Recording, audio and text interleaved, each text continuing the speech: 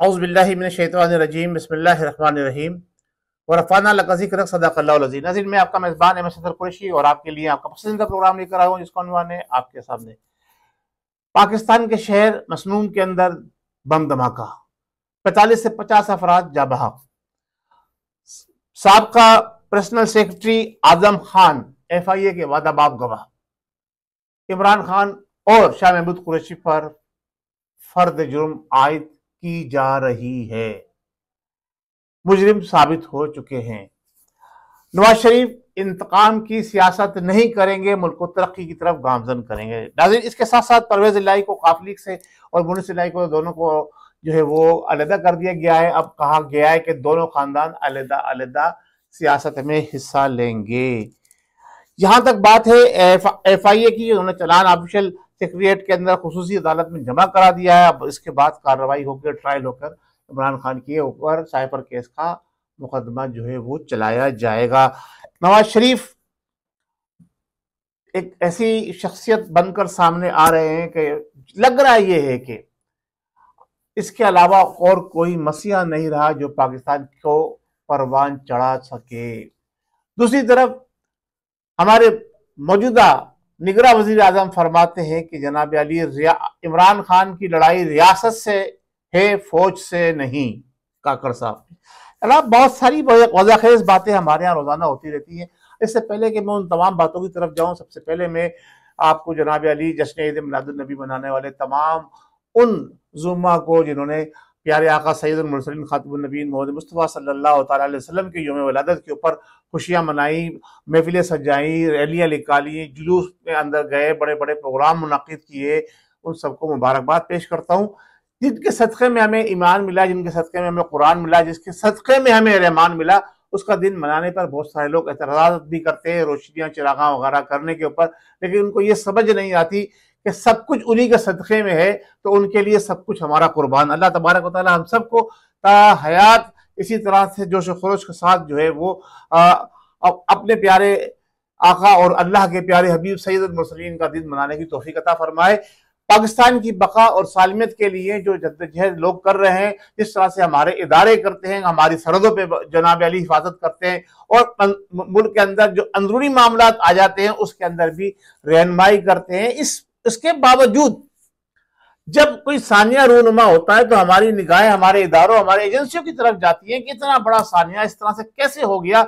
हमारे इदारे दुनिया भर के अंदर नंबर 1 कहलाते हैं, लेकिन उसके बावजूद जो है हम मार खा जाते हैं और इंसानी जाने जो है वो चली जाती हैं, लोग शहीद हो जाते हैं, लोग खालिक हकीकत जा मिलते हैं। ये एक बहुत बड़ा सानिया है जो पिछले कई सदियों से पाकिस्तान में रूनुमा हो रहा है कि ब्लास्ट होने के बाद जनाब अली हमारे इदारे मोहरिक होते हैं और जनाब अली मैदान अमल में निकल कर आते हैं। ऐसा नहीं होना चाहिए।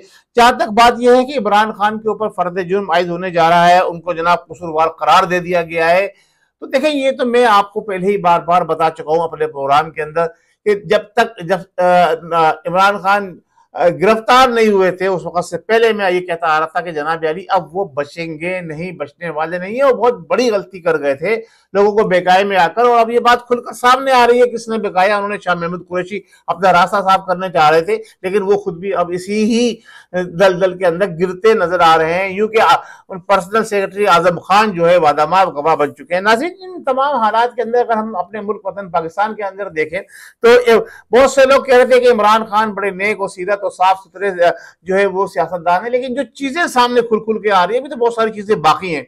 उससे तो ऐसा नहीं लगता कि जनाब अली के वो ऐसे बेहतरीन सियासतदान थे या ऐसा बेहतरीन करेक्टर है जो पाकिस्तान के अंदर सदियों याद रखा जाना है। लेकिन वो तमाम जराइम जो माजी में मुख्तलिफ हुकूमतें करती आई हैं, नवाज शरीफ की हुकूमत हो, चाहे पीपल्स पार्टी की हुकूमत हो, चाहे वो किसी दूसरी जमात की हुकूमत हो, वो चाहे किसी जर्नल की हुकूमत हो, वो सारी हुकूमतें जो जराइम करती चली आई हैं, वो जुर्म जो है वो उनसे कहीं ज्यादा बढ़कर इमरान खान की हुकूमत में हुआ। और उसकी एक जिंदा मिसाल ये देखते हैं, अभी मैंने एक अखबार के अंदर एक तराशा पढ़ा, उसकी खबर देखी कि जनाब अली पाकिस्तान के अंदर टोटल इलेक्ट्रिक सिटी की जो पैदावार है वो है 48,000 मेगावाट। और जो सार्फिन से बिल वसूल किए जाते हैं उनमें जो कैरेक्टरिस्टिक उन्होंने बयान की है, अखबार की तरह में लिखा गया बाकायदा तहकीक करके, वो 1,75,000 मेगावाट के बिल सार्फिन से वसूल किए जाते हैं, जबकि पैदावार सिर्फ 48,000 है, 48,000 मेगावाट है। अच्छा, उसमें से भी 26,000 मेगावाट जो हमारे मुख्तलिफ इदारों के जिम्मेदारान हैं, जो जैसे जो बड़े बड़े सीटों पे जनाब अली मुंजमिद है अरसा दराज से, खानदान दर खानदान, खानदान दर खानदान, यानी हमारे सियासतदान, हमारे बड़े, और उसमें सेनेटर, उसमें नेशनल असेंबली के मेंबरान, उसमें जनाब अली बड़े बड़े ओहदों में फाइज, और हमारी अदलिया की भी जिम्मेदार उसके अंदर शामिल है, जिनको जनाब रिलीफ दिया जाता है, सब्सिडी दी जाती है, उनके लिए 1,000 500 200 और 2,000 यूनिट फ्री दिए जाते हैं। वो सब मिला के 26,000 मेगावाट बनता है।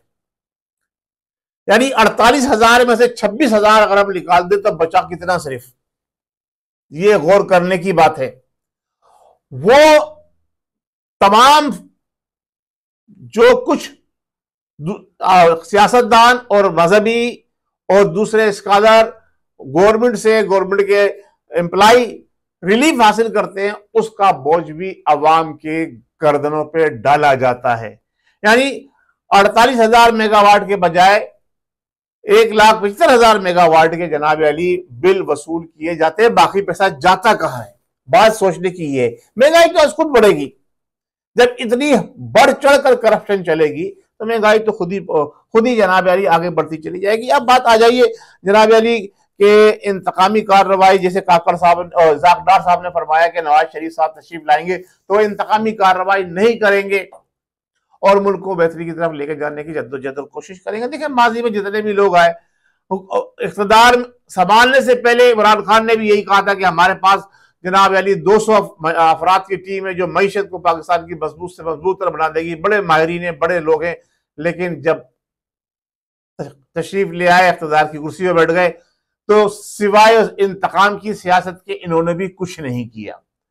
तो पाकिस्तान तो अल्लाह के वलियों की बदौलत चल रहा है, और मेरे आका की जो चाहने वाले हैं, जो मुसलमान ने हिंद हैं, जिन्होंने जब ये बना पाकिस्तान उस वक्त भी दुआ फरमाई और हर वक्त दुआ में मशगूल रहते हैं। बहुत सारे लोग जो नेक सीरत लोग हैं, अल्लाह के जो वलीउल्लाह लोग हैं दुनिया के अंदर, जो पाकिस्तान के अंदर खास तौर से, उनकी करम नवाजी और उनकी जो है अल्लाह तबारक तआला की रुजू की वजह से हम लोग बचे हुए हैं और पाकिस्तान चल रहा है। वरना जो पाकिस्तान की आवाम की हालात है कि ऊपर से देखे नीचे तक करप्शन से भरा हुआ है, हर डिपार्टमेंट करप्शन से भरा हुआ है, फिर भी जनाब अली पाकिस्तान चल रहा है, पाकिस्तान की आवाम चल रही है। महंगाई की यहां तक बात करते हैं, देखिए महंगाई पाकिस्तान में मेरे हिसाब से बिल्कुल भी नहीं है, सिर्फ तनख्वाहों का फर्क है।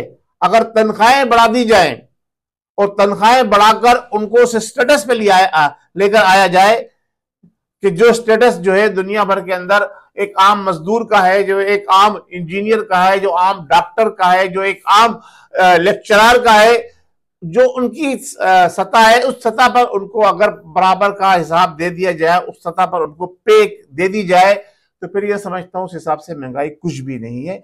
क्योंकि हम बैरून मुल्क रहते हैं, हमें पता है यहाँ पे आटे की कीमत क्या है, हमें पता है यहाँ चीनी की कीमत क्या है। हाँ, पेट्रोल यकीनन सस्ता है, लेकिन दूसरी जरूरियात जिंदगी की कीमतें पाकिस्तान से कहीं बढ़कर है। एक चाय का कप पाकिस्तान में अगर उसको कैलकुलेट कर ले और यहाँ कैलकुलेट कर ले तो 150 रुपए से ज्यादा का एक सिर्फ चाय का कप है यहाँ पर, बाज़ जगह तो उससे भी ज्यादा है। एक नान की कीमत जो है ना, वो जनाब 120 और 130 रुपए की बनती है पाकिस्तानी रुपए में अगर हम कन्वर्ट करें तो। लेकिन यहां गुरा क्यों नहीं गुजरता कि यहाँ की करेंसी के मुताबिक उतना आप कमा लेते हैं, इसलिए आपको गिरा नहीं गुजरता। लेकिन आप पाकिस्तान में पाकिस्तान की करेंसी के मुताबिक उतना नहीं कमाते जितना कमा लेना चाहिए। बहुत शुक्रिया। आज के प्रोग्राम में बस मैं इतना कहूंगा कि हमारे इदारों को खास तौर से जो दहशतगर्द है, जो पाकिस्तान के अंदर मुख्तलिफ तरीके से मुख्तलिफ माहों के ऊपर, खास तौर से रबीउल अव्वल और जनाब अली जब जो दूसरे दिन आते हैं मुहर्रमुल हराम वगैरह, उसमें एक्टिव हो जाके दहशतगर्दी करते हैं, उस पर खास नजर रखनी चाहिए। पाकिस्तान जिंदाबाद।